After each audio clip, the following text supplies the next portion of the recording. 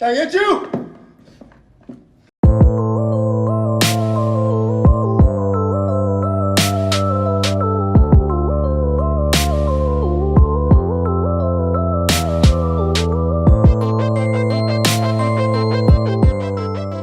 Inherent Vice is a film that's written and directed by Paul Thomas Anderson that came out in 2014. So Inherent Vice was the film that all of you guys picked in the subscriber poll this month, and I thought it was really cool that it won because Inherent Vice is a Paul Thomas Anderson film that I've kind of deliberately ignored and not taken the time to see because of the fact that it's gotten such a polarizing reception. And some friends of mine that I really respect their film opinion of, they really didn't like it at all. And I didn't want to see a Paul Thomas Anderson film that disappointed me, because everything that I've seen from Paul Thomas Anderson up until this point, I think is great filmmaking. There Will Be Blood is arguably one of the best films ever made, in my opinion. Punch Drunk Love is a film that, on first watch, I thought it was a good movie, but I wasn't huge on it. But upon rewatch, when I put out my review for it, I pretty much fell in love with it. I think it's a brilliant film. I have reviews for Punch Drunk Love, Magnolia. I also have a scene analysis on There Will Be Blood. If you haven't checked that out, please do. Don't want to toot my own horn, but I'm kind of proud of it. And to me, Phantom Thread is, at the very least, a damn near masterpiece. I only saw it once in theaters when it was first released, so it's really begging for a rewatch.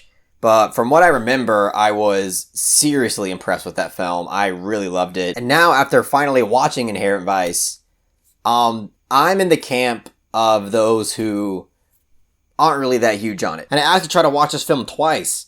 I saw it the first time, didn't like it, and a lot of people kept telling me, like, on their second watch, it was just a game changer, and they just felt so much differently about it, and it really grew on them. I tried to give it a second watch, and honestly, I think I liked it even less, so it was kind of a mistake. Not to say that there aren't plenty of things in this film that I think are worth appreciating, and things that I personally liked. The humor, for instance, I think is one of the better aspects of this film, because there are moments in this film where I was gut-busting with laughter. I was dying of laughter. And, like, for instance, Josh Brolin's character in this film, I think is brilliantly written and really well acted, and his comedic delivery in this film I think is just amazing. He's honestly probably one of my favorite characters in this entire film. Again, the comedy in this film, the vast majority of the comedy is a lot more subtle. I can't really even think of any punchline humor that's present in this film. Pretty much all of it is basically expecting the audience to understand the absurdity of certain situations and certain lines of dialogue and certain character reactions. And when the comedy's there, I'm really enjoying the film for the most part. Problem is there's just not enough of it, because there are extensive periods of time where the film is taking itself pretty seriously, and we're expected to kind of care about these characters and somewhat care about the story, even though the story is very intentionally convoluted and confusing to follow, because there's just so many new characters and story developments that get thrown at you every second. But that's not even my issue with the film, because you have films like The Big Lebowski that embody and present these incredibly convoluted stories filled with bizarre characters, and it really works for that film. And for me, the reason why it really works is because it kind of embraces its ridiculousness a lot more than Inherent Vice does. Because in The Big Lebowski, you never really care that you're not quite understanding where we're at in this film's narrative, or the importance of this character interaction, or where we're at in the story and how it's significant at all, because you're just so entertained by these characters, because they're so incredibly well written and well acted and well embodied, that you're just on for the ride, and it's just non-stop engagement from start to finish, because the humor and the absurdity is embraced consistently from start to finish. But with Inherent Vice, it's just not there. I think a lot of the appeal that this film has is that it just kind of expects you to appreciate its homage and its tribute to the noir genre, because this is definitely a neo-noir type of film, that, tries to hit all the points in what people appreciate in the kind of private investigative noir genre has to offer. And, I'm not really that big of a noir fan. I can't really think of many films that I've liked that are in the noir genre. Surprisingly, Alphaville, one of the more classic noirs, is a film that I actually like quite a bit. I know that nowadays people don't really seem to be that huge on it, but I think Alphaville was a pretty effective noir film. But my point is that Inherent Vice seems to try really hard to not only appeal to the fans of the novel, which by the way I haven't mentioned yet, but this is a Pynchon novel that it's adapting, is trying very hard to stay true to the source material. At least that's what I've heard from fans of the novel. But like I said, it's also really trying to make sure that it's hitting those certain beats that people expect out of a noir film. And some of those tropes, I don't think were effectively executed in this film. One of them being the use of narration. The use of narration in this film I thought was incredibly annoying and frustrating, because there's ways to do narration that don't come off like it's just there to spoon feed you a bunch of needless information. And this film doesn't do that. Most of this film is narrated by this one female character, and throughout the film it just interrupts so many scenes that are actually not too bad, but when she interrupts the scene, it just kind of drags the scene down, because instead of allowing the audience to eventually figure out what's going on and learn about these characters, you just have this narrator completely giving everything away to the audience. And beyond that, it kind of gives the film this sense of self-importance and larger-than-life type of attitude. And that is something that is, pretty unique to the noir genre. Maybe that's one of the reasons why it just doesn't really connect with me, because I find that approach just kind of annoying. This film was also just way too long. This is a film that's basically 2 hours and a half, but for me it felt like a 3-hour film.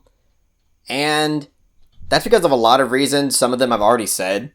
But I think another reason why this film felt overly long, besides the fact that I don't think there was enough humor in this film, but it's also the fact that there's nothing really special about the presentation of this film either. There's maybe a few shots and a few ways that certain scenes were captured through the camera work and the sound or whatever. But for the most part, this film was actually conventionally put together in a way that I really wouldn't expect Paul Thomas Anderson to put a film together.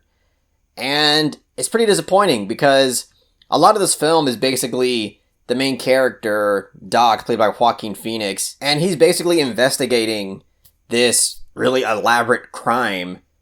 And we spend pretty much the entire film just following Joaquin Phoenix's character just talk to a bunch of different characters. And none of that is shot in any kind of interesting way. And I understand that there's only so many ways to film two people talking, but I feel like the vast majority of this film captures these moments and these conversations and a lot of the conflict through basic shot, reverse shot, and just close-ups of the characters' faces. And I just expected a lot more from Paul Thomas Anderson to be able to capture, these kinds of normal type scenes in a way that makes it a lot more interesting. But instead, we get a pretty conventionally put together film. But one thing I will say that's a positive about this film is that the costume design and the production design rocks. I love the costume design of Joaquin Phoenix's character, Doc. I think it's honestly something that had the potential to be iconic. And, for some people it will, because this film, again, does have its followers. It does have its fans. And as I said, the production design is pretty killer. This is a film that takes place in the 70s. And you pretty much buy it the whole time that this is taking place during the 70s. There's not a corner of this film that seems artificial or feels phoned in terms of the production design. It all feels very well handled and very well realized. So in that department, I think that this film exceeds incredibly well. But for me, there's not enough personality behind the camera in this film, which is incredibly surprising to me.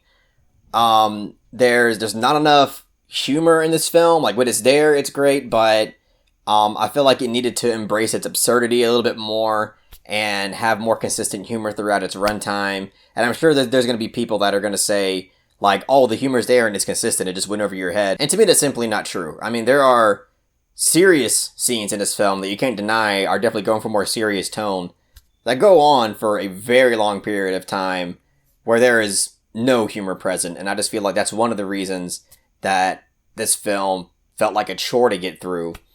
But overall, this film disappointed me, and I just think that Paul Thomas Anderson had the ability to make this film a lot more engaging and a lot more entertaining, and instead we get something that's kind of stale, dull, and overly long for pretty much no reason. So I'm going to give Inherent Vice a soft 5 out of 10.